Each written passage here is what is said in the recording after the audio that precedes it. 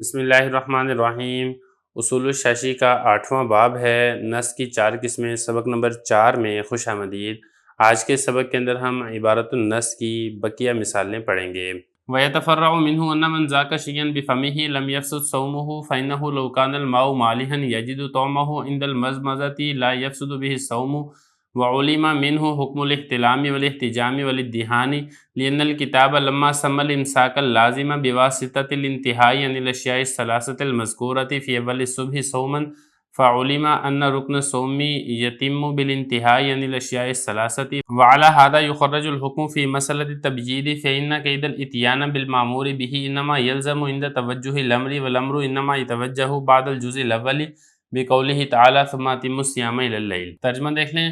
اور اسی پر تفریح ہوتی ہے اس شخص کی جس نے کوئی چیز چکھی اپنی زبان سے تو اس کا روزہ فاسد نہیں ہوگا، اس لیے کہ اگر پانی نمکین ہو تو اس کا ذائقہ پائے گا کلی کرنے کے وقت، جس سے روزہ فاسد نہیں ہوتا ہے۔ اور اسی سے معلوم ہو جائے گا احتلام کا حکم، پچنے لگانے کا حکم، تیل لگانے کا حکم، اس لیے کہ کتاب نے جب امساک کو روزہ قرار دیا ہے، وہ امساک جو اول صبح میں اشیاء ثلاثہ مذکورہ سے بچنے کے واسطہ سے لازم آتا ہو، تو یہ والی بات معلوم ہوتی ہے کہ روزے کا رکن وہ پورا ہو جاتا ہے اشیاء ثلاثہ سے بچنے کے ساتھ۔ اور اسی پر تخریج کی جائے گی اس حکم کی جو کہ رات میں نیت کرنے سے مسئلہ سے متعلق ہے، اس لیے کہ مامور بھی کو لانے کی قید لگانا یہ لازم ہوگا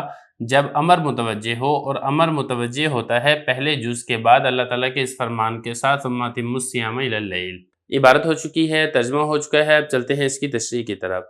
گزشتہ سبق کے اندر ہم نے یہ والی بات پڑھ لی تھی کہ کلی کرنا اور ناک میں پانی ڈالنا یہ روزہ کے باقی رہنے کے منافی نہیں ہے، تو اس پر کچھ مسائل متفرع ہوتے ہیں۔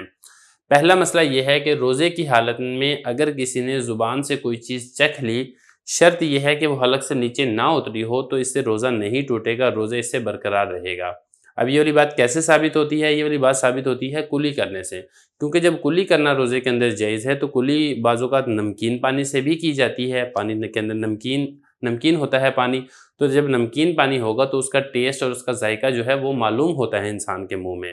تو جب اس کے ٹیسٹ اور ذائقے سے جو کہ چکھنے سے جس کا تعلق ہے روزہ نہیں ٹوٹتا ہے، تو اس سے پتہ چلے گا کہ اگر کوئی چیز روزے میں چکھ لی ہے تو پھر اس سے روزہ نہیں ٹوٹے گا، شرط یہ ہے کہ حلق سے نیچے نہ اتری ہو۔ لیکن اس کا مطلب یہ نہیں ہے کہ روزے کے اندر انسان چیزیں چکھنی شروع کر دے، مطلب یہ نہیں ہے، لیکن بتانا یہ چاہتے ہیں کہ اگر کوئی کر لے تو روزہ اس کا نہیں ٹوٹے گا۔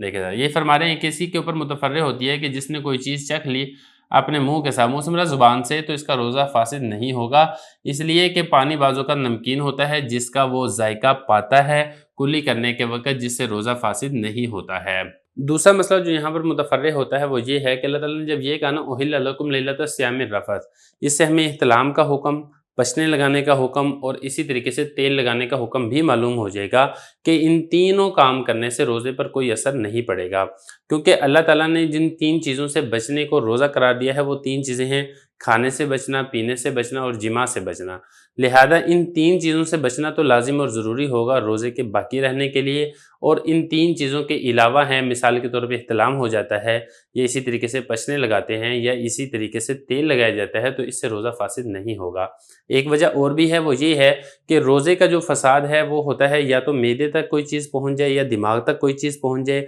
یا انسان قصد اور جان بوجھ کر عورت کے ساتھ ہم بستری کر لے۔ لیکن یہ جو احتلام ہے، یا اسی طریقے سے پچنا لگانا ہے، یا اسی طریقے سے تیل لگانا ہے، ان میں سے کوئی کام نہیں ہوتا ہے، نہ تو وہ معدے تک پہنچتی ہے دوا، اور نہ ہی یہ اسی طریقے سے تیل لگایا ہے یا اسی طریقے سے پچنا لگایا ہے، معدے تک بھی نہیں پہنچے گا، دماغ تک بھی نہیں پہنچے گا، اور نہ ہی اس میں اپنی بیوی سے قصداً جان بوجھ کر ملاقات کی جا رہی ہے، لہذا روزے پر اثر نہیں پڑے گا۔ دیکھیں ذرا عبارت، فرما رہے ہیں کہ اسی سے احتلام کا حکم، احتجام پچنے لگانے کا حکم، ادھیان تیل لگانے کا حکم بھی معلوم ہو جائے گا۔ کیوں؟ کیونکہ کتاب نے امساک کا نام روزہ رکھا ہے، بچنے کا نام۔ اب امساک، کون سا امساک روزہ ہے؟ وہ امساک روزہ ہے جو اول صبح یعنی صبح صادق سے غروب آفتاب تک کیا جائے، اشیاء ثلاثہ سے بچنے کا نام، وہ اشیاء ثلاثہ جن کا ذکر کیا گیا ہے، کھانا پینا اور جماع، ان سے بچنے کے واسطہ سے جو امساک لازم آئے گا اس کا نام تو روزہ ہے۔ اس کے علاوہ باقی چیزوں سے بچنا یہ روزے کے اندر لازم اور ضروری نہیں ہے، اگر کوئی نہیں بھی بچتا تو اس کا روزہ جائز اور درست ہے۔ تو یہی بتا رہے ہیں کہ معلوم ہو جائے گا کہ جو روزے کا رکن ہے وہ پورا ہو جاتا ہے اشیاء ثلاثہ سے بچنے کے ساتھ۔ جب اشیاء ثلاثہ سے بچ گیا ہے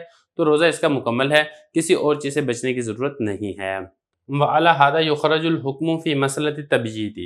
इसी के ऊपर एक और मसले की भी तखरीज की जाती है। मसला यहाँ पर यह है कि रमज़ान के रोज़े के लिए रात से नियत करना ज़रूरी है या ज़रूरी नहीं है। इमाम आज़म अबू हनीफ़ा रहमतुल्लाह अलैह के नज़दीक रमज़ान के रोज़े के लिए रात से नियत करना ज़रूरी नहीं है, बल्कि अगर कोई शख्स दोपहर से पहले पहले निस्फ़े नहार शरी से पहले पहले अगर कोई नियत कर लेता है तो इसका रोज़ा दुरुस्त हो जाएगा, बशर्ते कि उसने खाया पिया या जिमा ना किया हो। जबकि इमाम शाफ़ी रहमतुल्लाह अलैह के नज़दीक सुबह सादिक से पहले पहले नियत करना ये लाज़िम और ज़रूरी है। इमाम शाफ़ी रहमतुल्लाह अलैह की दलील की तरफ जाने की ज़रूरत नहीं है, क्योंकि हमारा मकसद सिर्फ किताब का हल करना है, लिहाजा हम चलते हैं इमाम आज़म अबू हनीफ़ा रहमतुल्लाह अलैह की दलील की तरफ। इमाम आज़म अबू हनीफ़ा रहमतुल्लाह अलैह दलील के तौर पे ये फरमाते हैं कि देखें, अल्लाह ताला ने फरमाया सुम्मा अतिम्मुस सियामा इल लैल, फिर तुम रोज़े को पूरा करो रात तक। इससे मालूम ये होता है कि रात से नियत करना ज़रूरी नहीं है। अब सवाल ये पैदा होता है कि रात से नियत करना ज़रूरी नहीं है, ये इस आयत से कैसे मालूम होता है? देखिए, मामूर बिही को पूरा करना, ये मामूर बिही यानी वो हुक्म जिसके करने का कहा गया है, उसको पूरा करना, उसकी नियत करना उस वक़्त ज़रूरी होता है जब अमर मुतवज्जे हो, और रोज़े का जो अमर मुतवज्जे होता है वो सुबह सादिक के बाद मुतवज्जे होता है। सुबह सादिक से पहले रोज़े का अमर मुतवज्जे नहीं है, क्योंकि सुबह सादिक से पहले तो खाने पीने और जिमा करने की इजाज़त है, जैसा कि हम पीछे पढ़ चुके हैं। तो जब उससे पहले खाने पीने की इजाज़त है तो उससे पहले पहले रोज़े का अमर भी मुतवज्जे नहीं है, और रोज़े का अमर सुबह सादिक के बाद मुतवज्जे हो रहा है। तो जब सुबह सादिक के बाद मुतवज्जे हो रहा है, फिर अल्लाह ताला फरमा रहे हैं अतिम्मुस सियामा इलल लैल, तो पता ये चलेगा कि सुबह सादिक से पहले पहले रोज़े की नियत करना ज़रूरी नहीं है, क्योंकि अमर सुबह सादिक के बाद मुतवज्जे हो रहा है। लिहाजा जब मामूर बिही को सुबह सादिक के बाद करना ज़रूरी है, तो नियत भी सुबह सादिक के बाद करनी लाजिम और ज़रूरी होगी। अगर किसी शख्स ने निस्फ़े नहार शरी से पहले पहले नियत कर दी तो इसका रोज़ा जायज़ और दुरुस्त हो जाएगा, लेकिन बहरहाल अगर कोई रात से ही नियत कर लेता है तो ऐसा करना ज़्यादा बेहतर है।